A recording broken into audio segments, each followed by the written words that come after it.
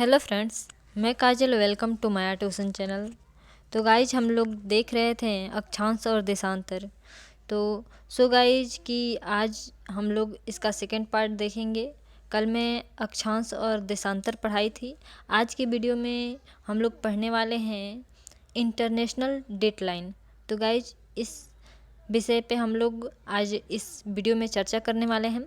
तो चलिए वीडियो को स्टार्ट करते हैं। अगर आप लोग इसका नोट्स या पीडीएफ डाउनलोड करना चाहते हैं तो mayatuition.com पे विजिट कर सकते हैं। आप वहां से इसका नोट्स और पीडीएफ डाउनलोड कर सकते हैं। तो गाइज चलिए वीडियो को स्टार्ट करते हैं और आज का टॉपिक देखते हैं। तो गाइज आज का हमारा टॉपिक है अंतर्राष्ट्रीय तिथि रेखा, जिसे इंटरनेशनल डेटलाइन बोला जाता है। गाइज इंटरनेशनल डेटलाइन के बारे में आज हम लोग पढ़ेंगे। तो चलिए हम लोग इसे बहुत अच्छे ढंग से समझते हैं। इंटरनेशनल डेटलाइन और जो वो मुख्य यामोत्तर हैं उसमें कन्फ्यूजन रहता है सब किसी को। तो चलिए गाइज देखते हैं। और ये जो आपको अंतर्राष्ट्रीय तिथि रेखा से जितनी भी कन्फ्यूजन होगी, ये वीडियो में आपको कन्फ्यूजन दूर हो जाएगी। पृथ्वी पर 180 डिग्री मायोत्तर के लगभग साथ साथ स्थलखंडों को छोड़ते हुए निर्धारित की गई काल्पनिक रेखा अंतर्राष्ट्रीय तिथि रेखा या इंटरनेशनल डेटलाइन कहलाती हैं। तो गाइज इसे ध्यान में रखिएगा। साइबेरिया को विभाजित होने से बचाने एवं साइबेरिया को अलास्का से अलग रखने के लिए 75 डिग्री उत्तरी अक्षांश पर यह पूरब की ओर मुड़ गई हैं। तो गाइज आपको मैं इमेज में दिखाती हूँ कि जो ये इंटरनेशनल डेट लाइन जो है ये सीधी रेखा में नहीं खींची गई हैं, क्योंकि बहुत सारे देश जो हैं ये इस इंटरनेशनल डेट लाइन पे अगर ये सीधी रेखा में खींची गई होती इंटरनेशनल डेट लाइन तो बहुत सारे देश जो है वो विभाजित हो जाते हैं। तो इसलिए उनको अलग नहीं करने के लिए, जैसे कि साइबेरिया जो है साइबेरिया को विभाजित होने से बचाने एवं साइबेरिया को अलास्का से अलग रखने के लिए, गाइज ये दो देश हैं जो साइबेरिया और अलास्का हैं, इसको अलास्का से अलग रखने के लिए, और नहीं तो अगर ये सीधी स्ट्रेट लाइन में अगर खींची जाती तो ये दोनों जो साइबेरिया विभाजित हो जाता। तो इसलिए चलिए देखते हैं और इसे समझते हैं। जैसे कि आप देख रहे हैं कि अंतर्राष्ट्रीय तिथि रेखा है, जो कि आप सब देख सकते हैं कि ये जो है 180 डिग्री पे तो खींची गई है, बट ये थोड़ा सा मुड़ती हुई गई हुई है। कहीं पर मुड़ गई है, कहीं पर स्ट्रेट है। तो गाइज ये ऐसा इसलिए खींचा गया है क्योंकि जो देश बीच में आए हैं उनको विभाजित होने से बचाने के लिए ऐसे इंटरनेशनल डेटलाइन को टेढ़ी मेढ़ी खींची गई है। तो चलिए देखते हैं नेक्स्ट पॉइंट को।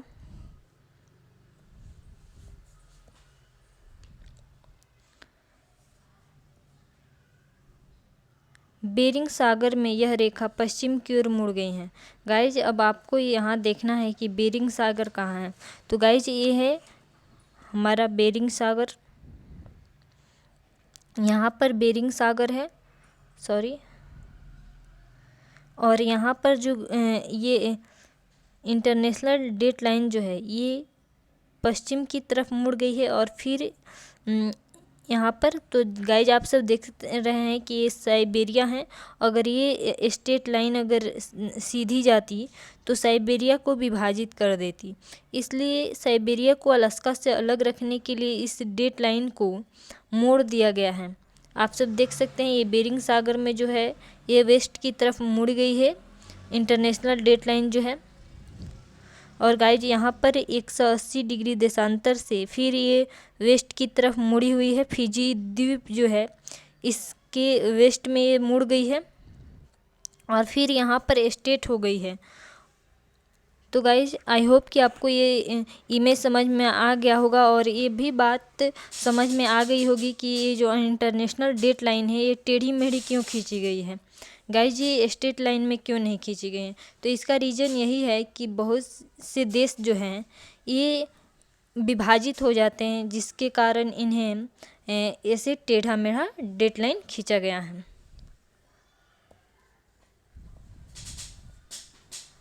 फिजी द्वीप समूह एवं न्यूजीलैंड के विभिन्न भागों को एक साथ रखने के लिए यह रेखा दक्षिण प्रशांत महासागर में पूरब की ओर मुड़ जाती है। गाइज मैं अभी आपको दिखाई जो फिजी द्वीप समूह जो है इसे न्यूजीलैंड के विभिन्न भागों के साथ रखने के लिए इसे दक्षिण प्रशांत महासागर में पूरब ये ईस्ट के ओर मुड़ी हुई हैं। अंतर्राष्ट्रीय तिथि रेखा के पूरब एवं पश्चिम में एक दिन का अंतर पाया जाता है।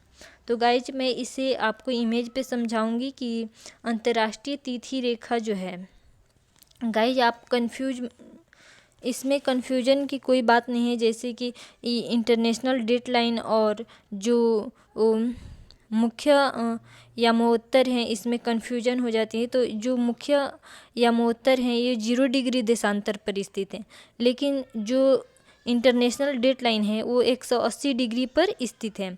तो गाइज अगर आप इंटरनेशनल डेटलाइन के पश्चिम की तरफ जाते हैं तो आपको एक दिन और रात की अंतर पाई जाती हैं। अगर आप इसके पश्चिम की तरफ 180 डिग्री जाते हैं तो एक दिन बढ़ जाएगा और पूरब की तरफ जाएंगे तो एक दिन घट जाएगा।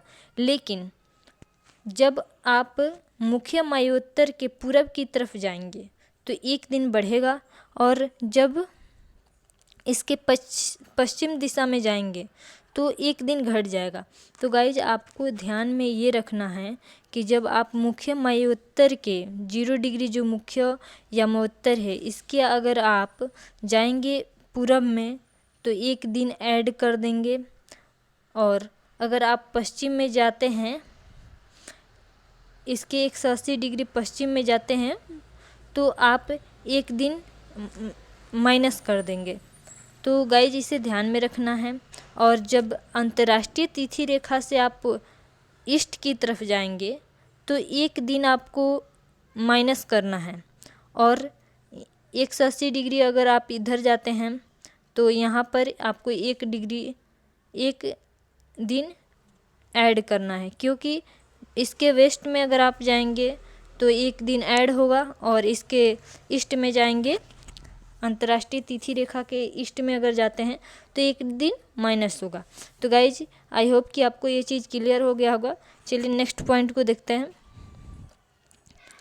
अतः इस प्रकार इसे पार करते समय एक दिन बढ़ाया या घटाया जाता है।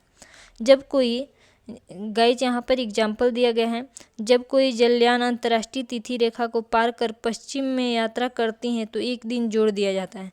गाइज मैं अभी आपको बताई कि जब आप अंतर्राष्ट्रीय तिथि रेखा को पार करके वेस्ट में जाएंगे तो आपको एक दिन ऐड करना है।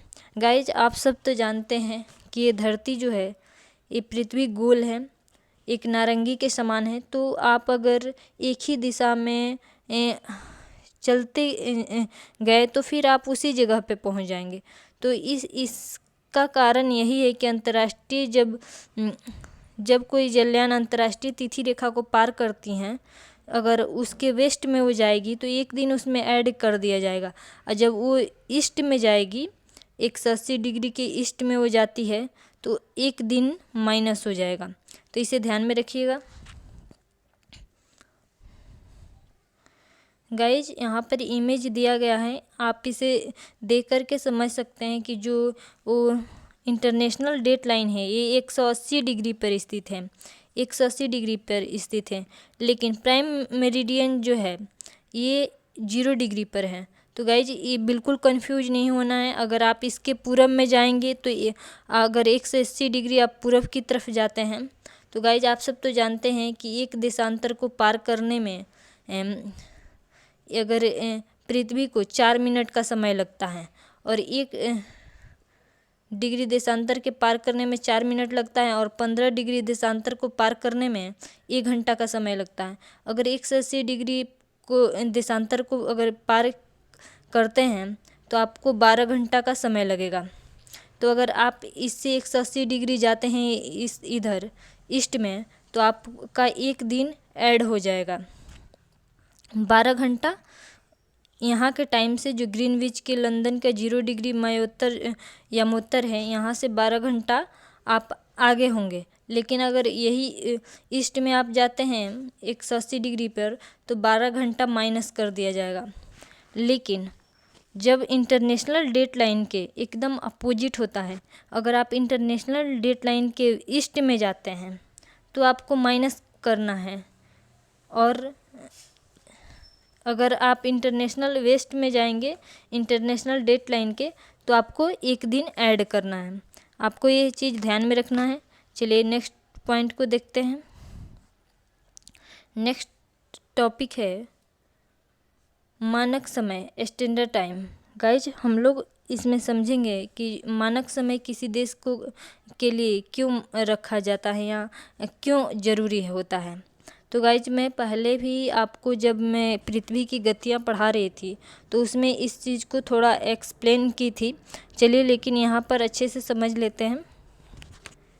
यह किसी देश के मध्य से गुजरने वाले यमोत्तर जो मेरिडियन होता है का एक माध्य होता है, जो स्थानीय समय की असुविधाओं के कारण संपूर्ण देश के लिए लागू माना जाता है। गाइज अगर मान लीजिए एक ही देश में अलग अलग टाइम होगा तो इसमें बहुत सारी असुविधाएं उत्पन्न होगी। जैसे कि एग्जाम्पल में आप ले सकते हैं कि जैसे कि ट्रेन के टाइम ही ले लीजिए। मान लीजिए कोई गुजरात से ट्रेन चलती हैं, गुजरात के द्वारिका से कोई ट्रेन चलती हैं, जब वो जाएगी अरुणाचल प्रदेश तक अगर वो जाती हैं तो टाइम डिफरेंट हो जाएगा और इससे असुविधाएं उत्पन्न होगी। तो इसलिए हर देश जो है वो अपना एक स्टैंडर्ड टाइम निर्धारित किया हुआ है। तो गाइज चलिए नेक्स्ट पॉइंट को देखते हैं। उदाहरण के लिए भारत का ही समय ले लीजिए 82.5 डिग्री, ये जो यमोत्तर हैं, पूरब यमोत्तर जो कि इलाहाबाद के निकट नैनी से गुजरता है। गाइज ये इलाहाबाद के निकट नैनी से गुजरता है। ये जो देशांतर है 82.5 डिग्री का समय संपूर्ण भारत के लिए मानक समय है।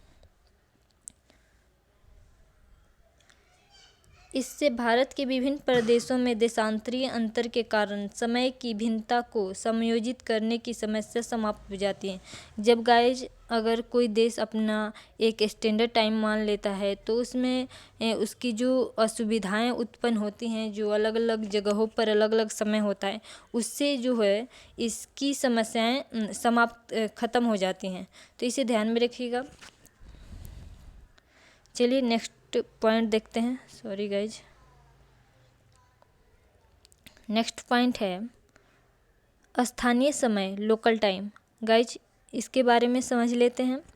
यह पृथ्वी पर स्थान विशेष का सूर्य की स्थिति से प्रकलित समय है। स्थानीय मध्याह्न समय वह है जब सूर्य उस स्थान विशेष पर लंबवत चमकता है। भारत के सर्वाधिक पूर्व अरुणाचल प्रदेश एवं सर्वाधिक पश्चिम गुजरात के द्वारका में स्थित स्थानों के स्थानीय समय में लगभग 2 घंटे का अंतर पाया जाता है। यह अंतर देशांतरीय विस्तार के कारण होता है। गाइज मैं पहले भी आपको जब पढ़ा रही थी पृथ्वी की गतियाँ तो उसमें ये बताई थी कि जो वो गुजरात का समय होगा ये अरुणाचल प्रदेश के समय से 2 घंटे का इसमें अंतर होगा। तो गाइज आपको ये ध्यान में रखना है, ये इसलिए होता है देशांतरीय विस्तार के कारण होता है। तो गाइज आपको ये ध्यान में रखना है। चलिए नेक्स्ट पॉइंट को देखते हैं। स्थानीय समय की गणना में सहायक तथ्य। अब कुछ इम्पोर्टेंट तथ्य देखते हैं। 0 डिग्री देशांतर ग्रीनविच रेखा के बाईं ओर पश्चिम देशांतर एवं दाईं ओर पूर्वी देशांतर होती हैं, जबकि 180 डिग्री देशांतर अंतर्राष्ट्रीय तिथि रेखा है और के बाईं ओर पूर्वी देशांतर एवं दाईं ओर पश्चिमी देशांतर है।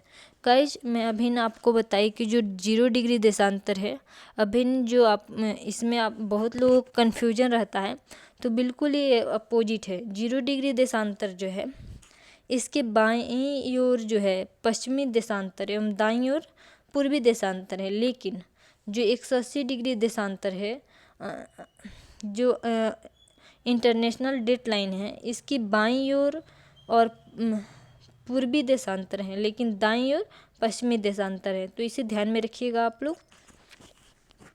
क्योंकि बिल्कुल कंफ्यूज नहीं होना है। 0 डिग्री देशांतर जो है, जो ग्रीनविच से गुजरती है, ये इससे बिल्कुल अपोजिट होता है 180 डिग्री देशांतर। किसी भी देशांतर में जब बाईं ओर जाते हैं तो प्रत्येक 1 डिग्री देशांतर पर समय में 4 मिनट की कमी आती है। जब दाईं ओर जाते हैं तो 4 मिनट की वृद्धि होती है। गाइज, आप यहाँ पर समझ सकते हैं कि जब आप 1 डिग्री देशांतर अगर जाएंगे तो किसी भी स्थान पर, या तो वहाँ पर 4 मिनट अगर आप जाते हैं पूरब में, 0 डिग्री देशांतर से आप 1 डिग्री देशांतर गए तो 4 मिनट का अंतर होगा, लेकिन तो उसमें ऐड होगा। मान लीजिए यहाँ ग्रीनविच का समय 12 बज रहा है तो यहाँ 12:04 हो जाएगा। लेकिन अगर आप यहीं जाएंगे इसके वेस्ट में तो आपको 12 अगर यहाँ पर बज रहा है तो यहाँ पर 11:56 होगा। तो गाइज, आपको ध्यान में रखना है कि ग्रीनविच से अगर आप वेस्ट में जाते हैं तो टाइम जो है वो माइनस होगा, और जब आप ईस्ट में जाएंगे तो उसमें ऐड किया जाएगा। 180 डिग्री देशांतर अंतर्राष्ट्रीय तिथि रेखा के बाईं ओर जाने पर 1 दिन जोड़ना पड़ता है। जब आप अंतर्राष्ट्रीय तिथि रेखा के वेस्ट में जाएंगे तो आपको 1 दिन जोड़ना होगा, जबकि दाईं ओर जाने पर 1 दिन घटाना पड़ता है। तो आपको इसे ध्यान में रखना है कि जब आप इसके ईस्ट में जाएंगे तो 1 दिन आप घटाइएगा अंतर्राष्ट्रीय तिथि रेखा के, और जब आप वेस्ट में जाएंगे तो 1 दिन ऐड करना होगा। यदि पूरब पृथ्वी के घूर्णन की दिशा उत्क्रमित कर दी जाए तो उपयुक्त तीनों पंक्ति विपरीत रूप से कार्य करेंगे। तो इसे ध्यान में रखिएगा। गाइज, ये बहुत ही इम्पोर्टेंट टॉपिक था जिससे हमेशा 1 या 2 क्वेश्चन एग्ज़ाम में पूछा जाता है, चाहे वो एसएससी का हो या स्टेट, किसी भी स्टेट पीसीएस का हो। तो गाइज, ऑल कॉम्पिटिटिव एग्ज़ाम के लिए ये जो वीडियो है बहुत ही इम्पोर्टेंट है, और ये चैप्टर भी बहुत ही इम्पोर्टेंट है। तो गाइज, अगर आपको ये वीडियो पसंद आए तो वीडियो को लाइक करिए, साथ साथ चैनल को सब्सक्राइब कर लीजिए। Thank you for watching this video. फिर नेक्स्ट वीडियो में मिलते हैं।